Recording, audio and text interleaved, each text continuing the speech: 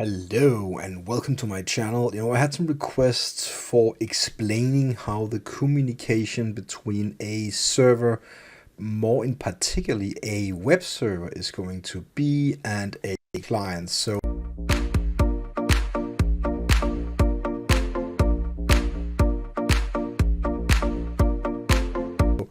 I brought myself paint here, and this is a no face video, so I'm gonna go ahead and try to explain how the web server will communicate with the client. Now we are assuming that the client is a browser, so we're gonna go ahead and write a few facts down here, choosing the text. So client is a browser, server is a web server, right? Let's go ahead and make that a bit bigger. There we go. Okay, so let's go ahead and draw the web server. This is the web server, and let's assume the client is this round figure right there. Let's also give them some colors, green for client, and let's say orange for web server, right? So let's also write it out. So web server, and choose green, and then type client. All right, so now that we have that straightened out, I had some questions about how this actually works. And I also want to put in between a particular new thing. I'm going to call that a proxy. And the proxy is going to be put there. And that's just this form. I'm going to make this red. I was going to write it here. So it's a proxy, right? So what goes on here is pretty simple, but there's also many details. Okay, so if we have installed on our own machine a proxy in front of us, let's just draw our domain first of all with the black border. This is our domain, and this is the web server domain. Now, if more will come, web server stuff, could be other services like a database. I need a bigger brush. Could be like a database, for example, like a DB. It could be like a PHP engine, and so on. But what happens here is that when the browser is initiating an HTTP request, so let's go ahead and type that, HTTP, just like that. It is being transferred directly to the internal proxy first, if this is what you set up. And that could be stuff like Web Proxy or any client-side proxy. In this particular case, we can call it a web proxy.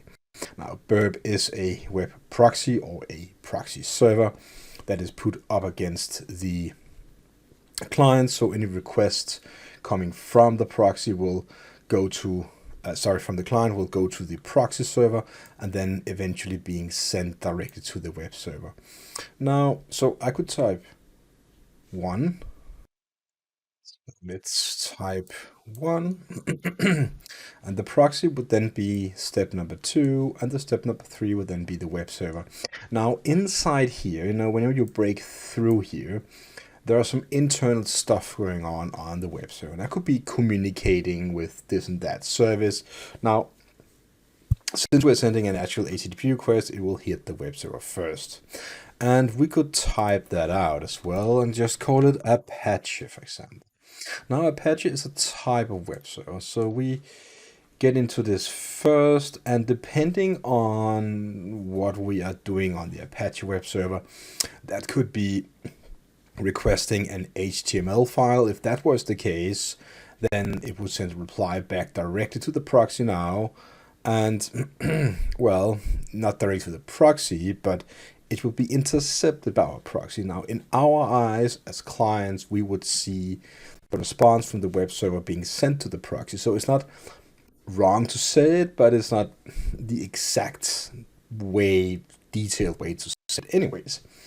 Okay, so we could also have another scenario where the web server is actually intercepting the request on step number 3 here, right? And then we are interacting with a dynamic file on the web server.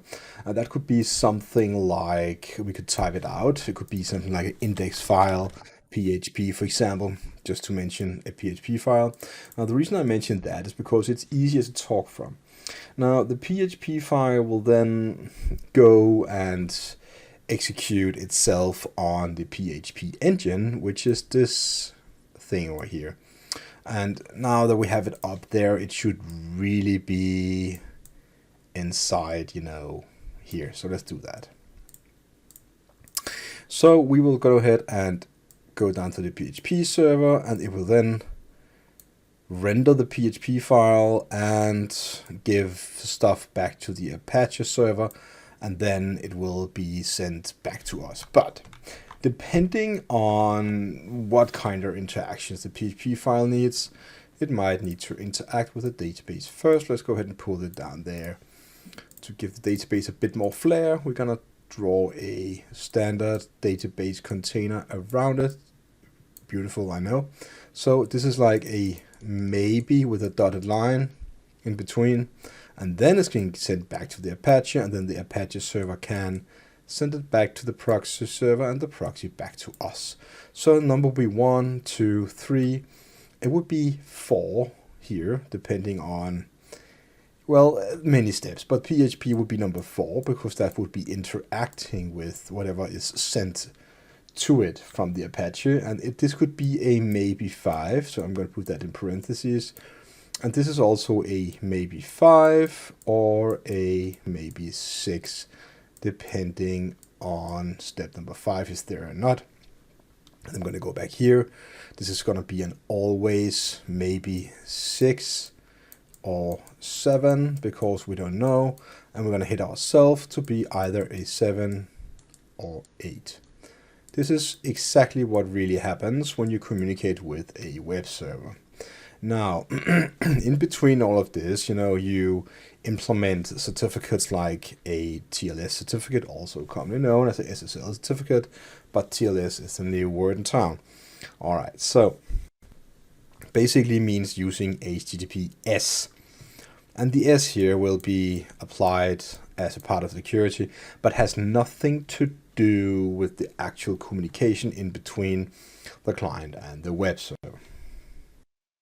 If we're going to further extend this, and this is pretty possible because there's something called external APIs, and it's gonna external APIs, right? And depending on what kind of services we're communicating with through PHP, there could be some sort of weak link toward that external API that we do not really know if exists. If it does, it can even communicate with its own amount of different requests to this and that area, and we don't really know. So all this is a bit confusing probably, but just think about this way. The first step, like 1, 2, and 3 is the same always, and 4. Depending on if you are reaching an HTML file, you will stop at number 3 and go directly back to the proxy server, and then it will be step number 4. I just figured in this particular example, it would be too many weird 4s and 1s all over the screen because I would have to mark them in parentheses and so on. It would be pretty damn hard to understand. All right, so we are going to talk about the HTTP protocol just pretty fast right now. Now, the HTTP protocol is the protocol responsible for doing something called GET requests, also something called POST requests. This is the 2 most typical requests we see in the HTTP protocol. Now, GET request is commonly used when you want to fetch some sort of resource from the server. So you are getting something. It might be easier to remember that you are getting something. So you're getting something out of it. You're receiving something. That is, of course, true. It's easy to remember. Even though that I have to say that if you want, you can get all methods to act the same. There's no limit to it. It's just a convention of rule. Whenever you send a type of request to the web server, it will be interpreted by the backend code written in PHP in this example, then it's up to the backend programmer in order to make sure that he or she wrote the code correctly. In the old days, people got stuck with the get and post request, so they fetched resources with the get request, and then they did everything else with the post request, like deleting and updating and inserting, which is wrong. There is actually something called put, also something called delete. Totally wrote delete. So the correct way to use the methods here is, of course, first of all, you should spell it correctly. So let me just do that. This is too lazy. Delete. There we go.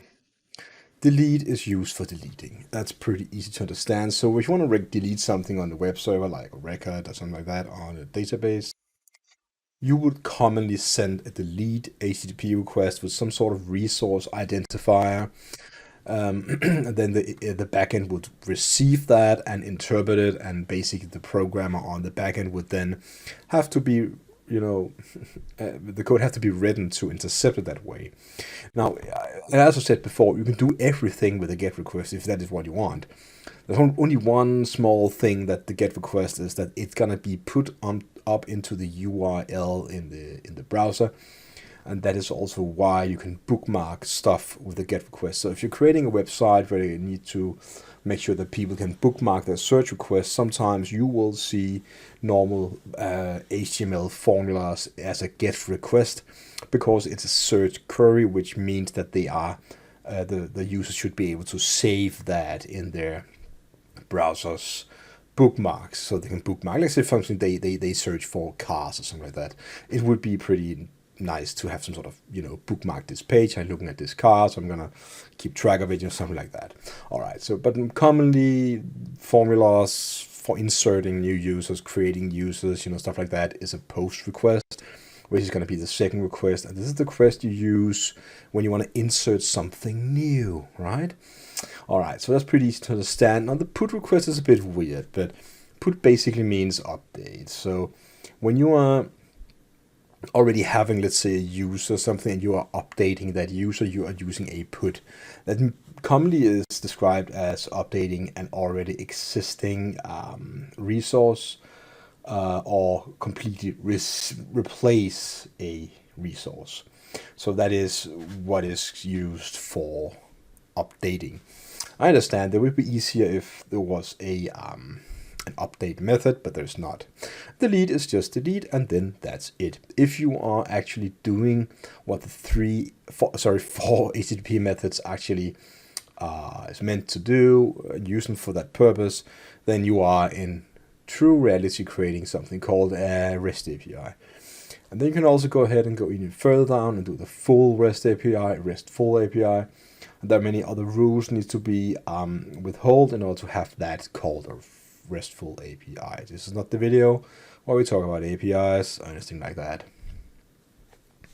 These four methods is what you commonly use to intercept when you're using the proxy server. So you're looking at the responses and the requests. So I'm going to try and move these a bit away so I can write in the screen. Let's see, drip like this. Let's sit down here, right? So we are sending requests. Let me just do it there. So request, and let's make it bigger. It's like this, and we are receiving responses, right? So you probably also heard about the response code 200, which is okay, and that is something the either the programmer or the Apache server can handle depending on how lazy the programmer is. But some bits and parts here and there does actually require the programmer to send an actual HTTP response back to the client, because the browser will interact with that particular response from the server. If you're sending, let's say, a 404, the browser will show a 404. So there are some things that can, be handled wrong whenever you are sending the HTTP responses back to the client. Now, the request itself is what we're gonna send. So you send an HTTP request, get, post, put, delete method. Before you do that, you can receive it in the proxy. And now we're getting to the part where we can talk about the proxy, right? So the proxy can then intercept the whole HTTP request that the client is sending to the web server. And then you can look at that request and modify different kind of things that is not possible to modify in a browser's normal tools. You can of course install some extensions that can do some of the same thing as a web proxy that is on the client side, let's say something like burp. But burp is a specialized tool and is actually, in my eyes, one of the best tools there is for this kind of purpose. So you can modify the request and stuff like that. Now that's okay in some occasions if you want to, alter some stuff that the browser, do not give you the ownership to do, then the proxy can do it for you if you are doing it in the proxy, right? And then you can forward requests and so on. There's a thing to take in mind that the HTTP request is not sent to the web server before you then forward it from the proxy to the web server. So there's no reason to not take your time. All right, so whenever you get the response back, this is where it's going to be a bit more interesting, because let's assume that you're receiving some sort of JavaScript that's doing some client-side validation on the client, which is on the browser, and this is the browser that is rendering the JavaScript in the browser. So it's on the client side. It's being downloaded to the client machine. Now, you can of course say, but can I not just disable JavaScript? You can, but in some occasions, websites just doesn't work these days because it's so heavily dependent on the JavaScript running on the client side. So what you want to do instead is to modify that JavaScript getting. So if you're having some sort of upload functionality and there's some sort of, let's say, a client-side validation stuff saying, oh, you need to have some sort of this file name or something like that, then you can actually just alter that script to say like, I'll accept anything. It's easier to do that on the proxy on the client side, because then you have already received it, aka downloaded it from the web server, right? And then you can just alter it. And and I have plenty of videos on my channel where I do these kind of things, but this is more like an explanation video, not a showing how to do it. All right, so now you know that.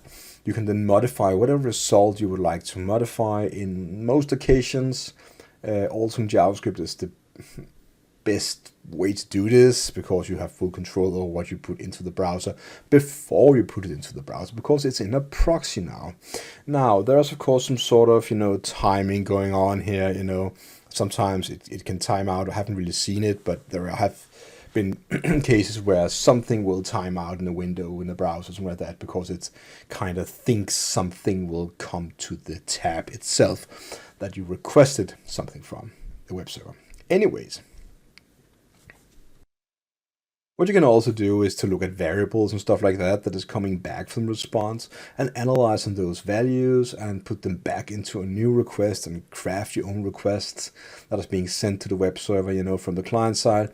And this can be a whole big part of trying to, find out how you can trick the web server into giving you more access. For example, if you're having some sort of, access validation, then maybe you can craft a cookie, analyze the cookie and stuff like that, or you can access different kind of, things being sent back and forth. You can even modify the HTTP request that you're sending to the web server and everything like that. That is what the proxy is there for. Now, you have no control over what's going inside the black border here on the web server part. But whenever that is sent out to you to the internet, which is what is in between here is the internet, right? So whenever that is being sent to you and hitting your machine into your proxy, right, then you have full control of whatever is received, and you can do with it whatever you would like. So I guess this is the video where I just basically talked about what is a web proxy. This is what a web proxy is. This is how the communication works, more or less. There could be more steps on both sides, but I think that was something you will explore for yourself at some point in time. It's not that really important. What is important is what I said right now, and you understand the facts that, how the steps works and what's going on. When you understood that, you are ready for the next step. That's actually try and do some with the web proxy yourself. Go ahead and try out something like Web Proxy. There are plenty of good tutorials, for example, on TryHackMe or on Port Swigger's website. I'm going to link to that in the description below. So if you're not already subscribed, please consider doing that. If you subscribe to my channel, please also click the bell so you get that sweet notification whenever I upload a new video. Also remember, if you subscribe, it is free. You're helping this channel to grow, and whenever I grow, I make a little bit more money, and it's maybe like 1 cent every week. I mean, more is very little, but everything helps, and I will of course try and make this channel better with more equipment and buy more stuff to test out. All right, so that's it for me. See you again and have a really nice day.